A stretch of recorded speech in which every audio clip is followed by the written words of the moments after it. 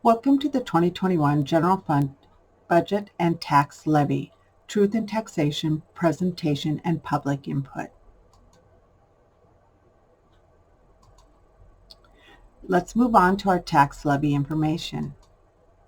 Before setting the actual levy, the City Council must estimate the expected city expenditures for the next calendar year.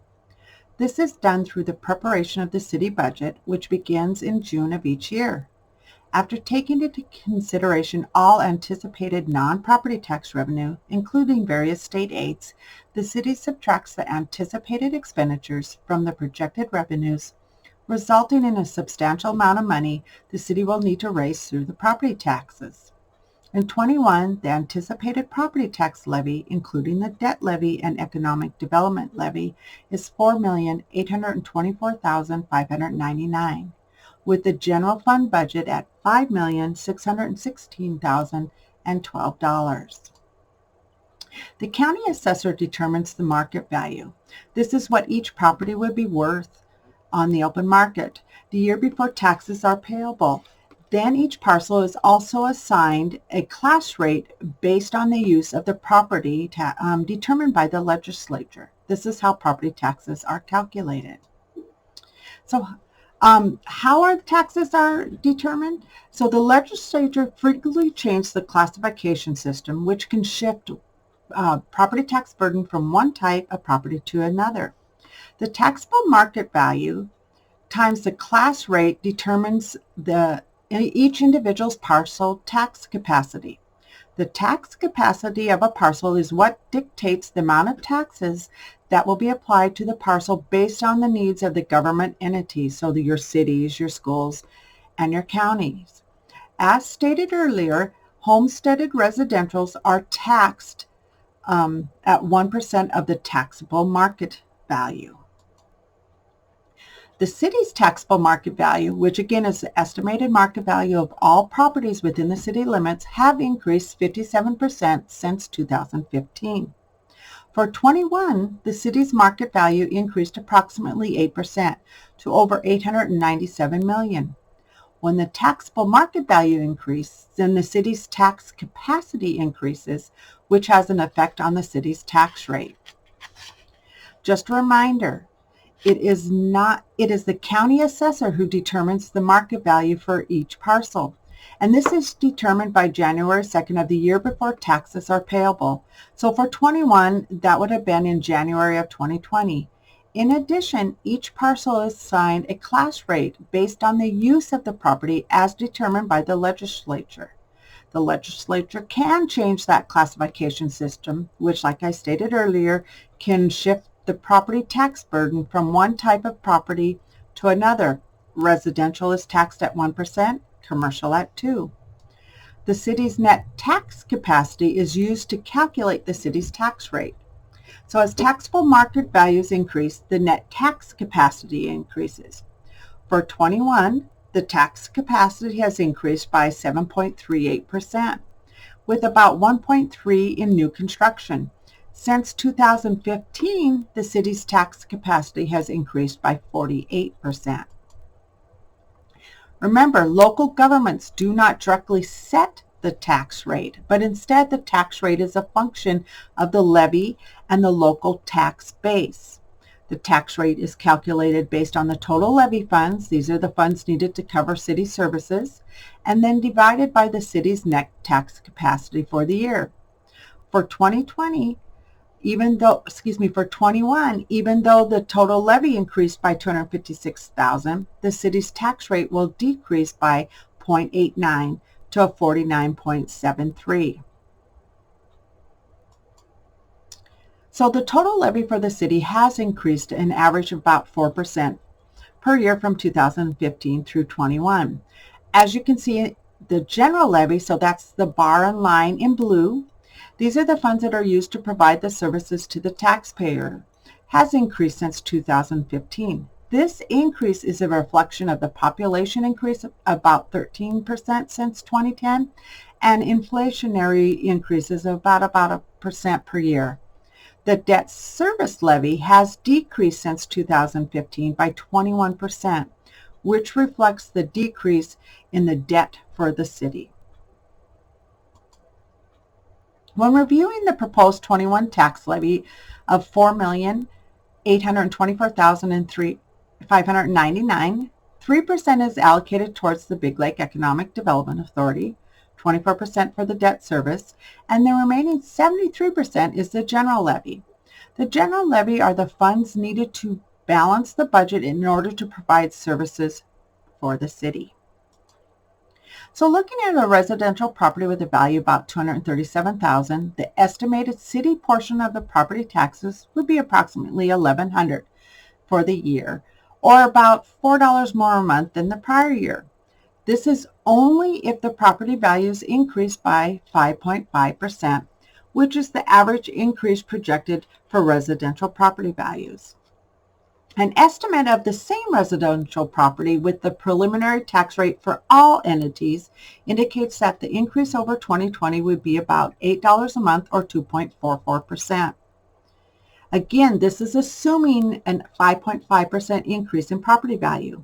If the values remain the same, then the taxes would go down approximately 1.85% or $20 for the year. In addition, if the city had the same levy amount that they had in 2020, there would still be an increase to the property taxes due to the increase in the property values. Also remember that as residential property values increase, the homestead exclusion will decrease. So recapping the estimated tax rates, compared to 2020, the total local tax rate is going down approximately 6.83%. The allocation between the taxing authorities is similar for 21 as it was in 20. 32% is for city services, 38% for school district, and 30% for Sherburne County. Before we move on to the city's budget, let's recap the city proposed levy.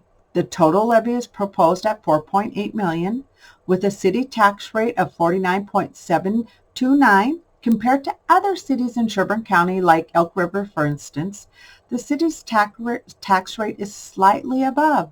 However, Elk River has a lot of commercial and industrial business, which, as stated earlier, are taxed at 2% rather than 1% for residential. Currently, the city's market values are comprised of 86% residential and 14% commercial. So as new development occurs, the tax base will grow in the city and the city's tax rate will go down. Also notice that the city's total tax capacity increased by 7.56 for 21. Now that the proposed levy has been discussed, let's review the proposed general fund for 21. Where does the money come from? So in order to balance the city's budget, the city must levy a considerable amount of funds. Currently, 60% of all revenues received that are used to provide city services come from property taxes. This is consistent through the prior years. The city is budgeting a transfer of $450,000 from the liquor store. These funds are used to help support city services as well as future projects. Thank you to all who support the city liquor store, as without the support, the city would not be able to budget this transfer. For 21, proposed general fund revenue budget of $5.6 million. The significant increases are taxes. This is due to the increase in the levy amount and charges for service.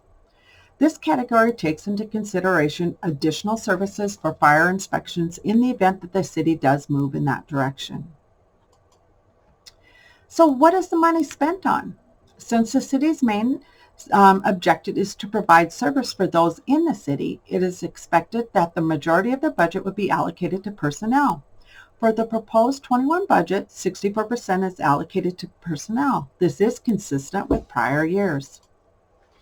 With the 21 general fund budget, the unassigned fund balance is projected to be 58%, which is in line with the city's policy of remaining 50%. And we do this because the city only receives the tax revenues in June and December.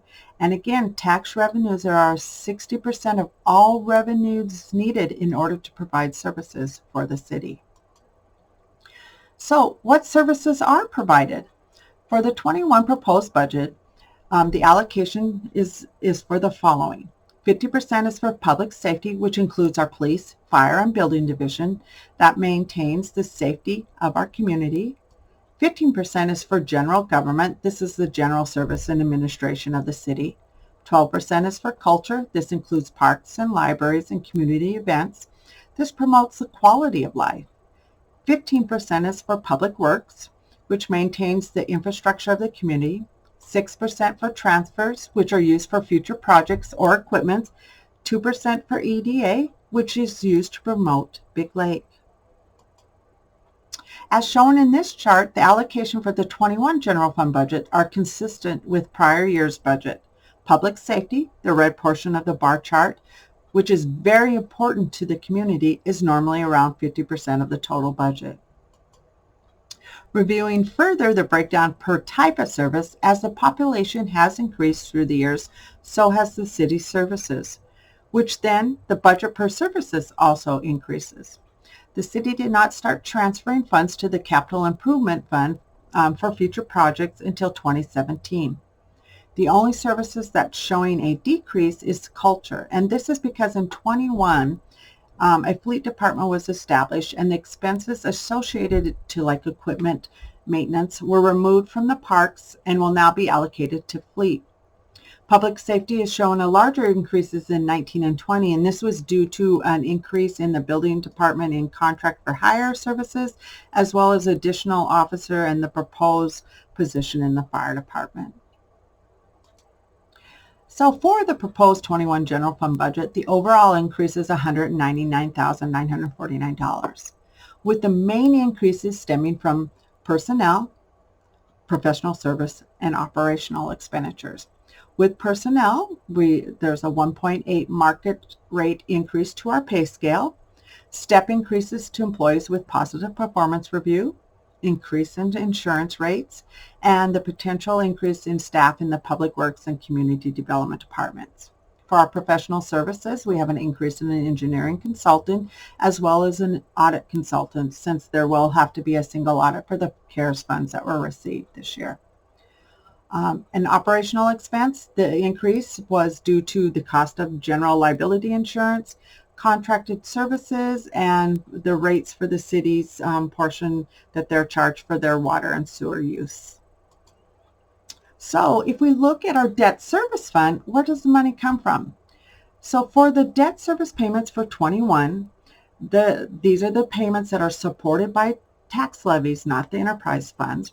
The total payments due in 21 is $2.1 million. Of this amount, it's 60% stems from that debt service levy. With our CIP plan for the 2025, the city always looks at all needs, including our enterprise funds and our debt payments that are due each year when planning what expenditures will actually be approved for each operating year.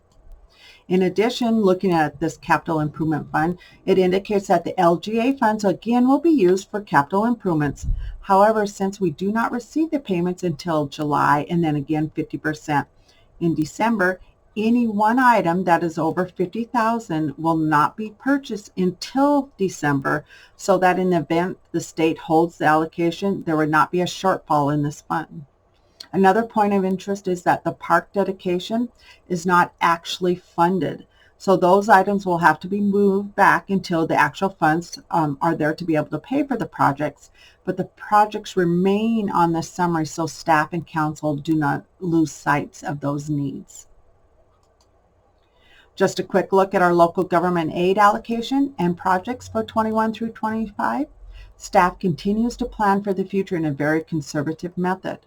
For 21, the LGA projection is to be received is about $756,000, and all of that has been allocated to future projects and equipment. So finally, when we look at the return on the taxpayer's investment, the average taxpayer is paying around $1.23 a day to maintain the safety to our city. 40 cents a day allows us to have the wonderful quality of life with the parks and lakes that we enjoy, and 31 cents a day covers the cost of maintenance of the infrastructure of the city by our wonderful public works staff. And finally, if you have any questions regarding your property value, please contact Sherburne County Assessors. Any questions regarding your overall tax statement, please contact the Sherburne County Auditor. Any questions pertaining to the 21 city budget or any information on the city finances, please contact myself. My name is Deb, and you can contact me at 251-2974. Thank you.